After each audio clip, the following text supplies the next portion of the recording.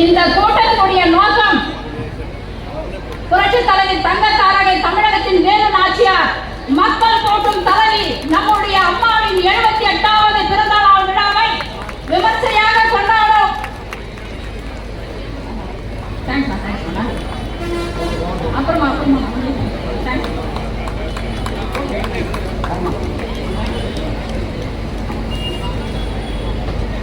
விமர்சையாக கொண்டாடுவதுடன் மீண்டும் அம்மாவின் ஆட்சி அண்ணன் எடப்பாடியார் தலைமையில் கொண்டு வருவதற்கான சூழலை ஏற்கும் நாளாகும்.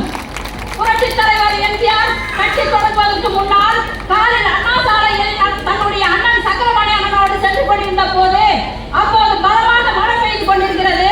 அந்த கொட்டும் மழையில் வயதான முதியவர் ஒருவர் கை ரிக்ஷா இழுத்துக் கொண்டு செல்கிறார். அதை பார்த்த புரட்சி தலைவர் தன்னுடைய அண்ணனிடத்தில் சென்னையில் சுமார் எத்தனை பேர் கை ரிக்ஷா இழுக்கிறார்கள் என்ற விவரத்தை கேட்டு அறிந்ததோடு அத்தனை பேர்களுக்கு மழை போட்டு தெரிவித்து உடனடியாக வழங்கிய படைவள்ளல் தான் புரட்சி தலைவர் அண்ணன் எம்ஜிஆர் அவர்கள். அந்த நேரம் புரட்சி தலைவர் கட்சி தொடங்காத காலத்திலும் மக்கள் படும் கஷ்டத்தை பார்த்து உணர்ந்தவர் தான் நம்முடைய கட்சி நிறுவனர் எம்ஜிஆர் அவர்களுடைய வழியில் அரசியல் களத்தில் வெற்றி பெற்று ஆட்சி அமைத்து பல சாதனைகளை புரிந்தவர் தான் நமது புரட்சி தலைவி அம்மா அவர்கள்.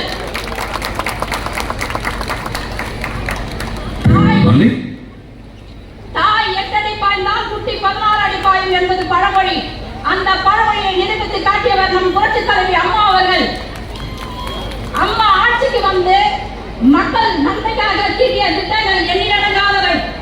கல்லூரி மாணவ மாணவியருக்கு இலவச மடிக்கணினி, பள்ளி மாணவியருக்கு இலவச மடிவண்டி, திருமணத்திற்கு தாலிக்கு தங்கம், 2 பெண் பிள்ளைகளுக்கு வைத்திருப்பதற்கு 50,000 வழங்கி மக்கள் மனதில் மறக்க முடியாத திட்டங்களை தீட்டி செயல்படுத்தி காட்டியவர் புரட்சி தலைவி அம்மா அவர்கள். அந்த ஒப்பற்ற தலைவியின் அம்மாவிற்கு தான் 78வது பிறந்த நாள் விழா சீரும் சிறப்பாக நடந்து கொண்டிருக்கின்றது. இப்போது நாம் நடத்தி கொண்டிருப்பது அம்மாவின் பிறந்த நாள் விழா கூட்டம் மட்டுமல்ல.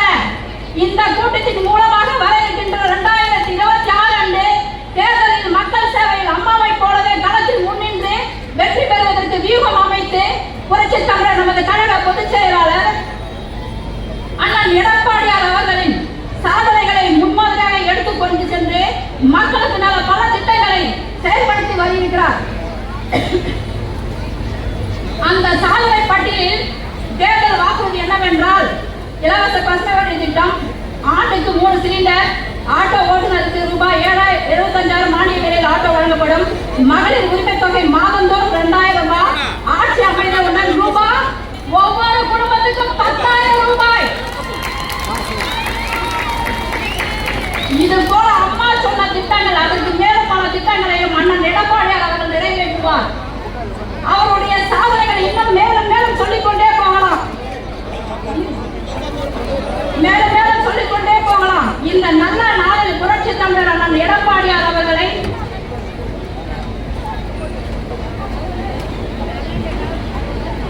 முதலமைச்சராக சோழிங்கநல்லூர் சட்டமன்ற தொகுதி சார்பாக உறுதியேற்போம் என்று கூறிக்கொண்டு இந்த மாபெரும் கூட்டத்தில் எனக்கு பேச வாய்ப்பளித்த சோழிங்கநல்லூர் தொகுதி பொதுமக்களுக்கும் அனைத்து கழக தோழர்களுக்கும் நன்றி கூறி என்னுடைய சிற்றுரையை முடிக்கின்றேன். நன்றி, வணக்கம். இப்ப உங்களுடைய இந்த பகுதியில் இருக்கிற ஒரு 2-3 கேள்விகளை உங்ககிட்ட வைக்கிறேன். இப்ப நீங்களே சொல்லணும். கடந்த 2009ஆம் ஆண்டு திமுக ஆட்சி காலத்துல 189-90 வார்டுகள் 190 வார்டுகளுக்கு பாதாள சாக்கடை திட்டம் கலைஞர் ஆட்சியில கொண்டு வரப்பட்டது. தற்போது 16 ஆண்டுகளாகி இன்று வரை செயல்பாட்டிற்கு வரவில்லை. இதே எங்க அம்மா ஆட்சியா இருந்தா எப்படி இருந்தது தெரியுமா? 2-3 வருஷத்துல இந்த திட்டத்தை முடிச்சுட்டு இருப்பாங்க. உண்மைதானே? உண்மைதானே? திட்டத்தை கொண்டு வந்திருந்து 2 முறை முடிச்சிருப்பாங்க. ஆனா 16 வருடம் ஆகிய மக்கள் பயன்பாட்டுக்கு கொண்டு வராத இந்த திராவிட மாடல் ஆட்சி தேவையா? உங்களுக்கு தேவையா? திராவிட மாடல் ஆட்சி வேணுமா?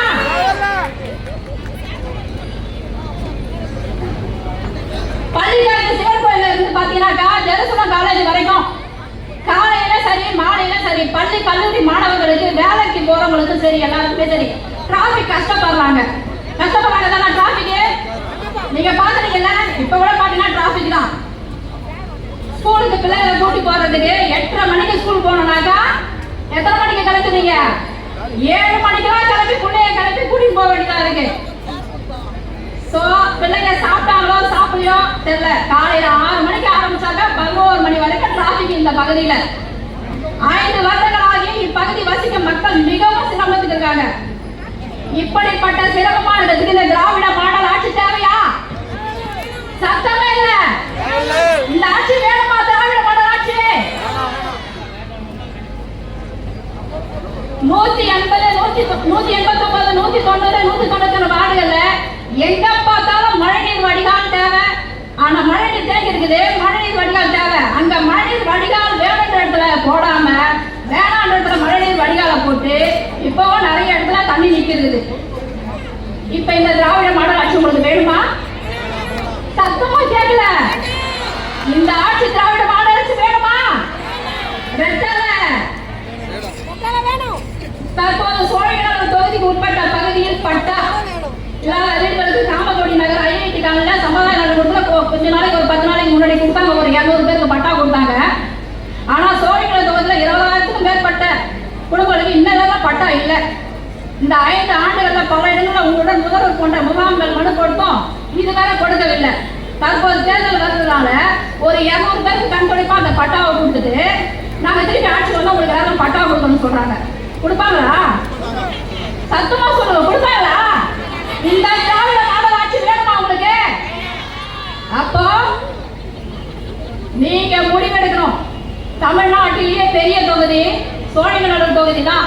இந்த தொகுதியில 20 வார்டு, 7 ஊராட்சி, 700 பூத்து உள்ள இந்த தொகுதியில எஸ்ஐஆருக்கு முன்னாடி 7 லட்சம் வாக்காளர் பெருமக்கள் இருந்தாங்க.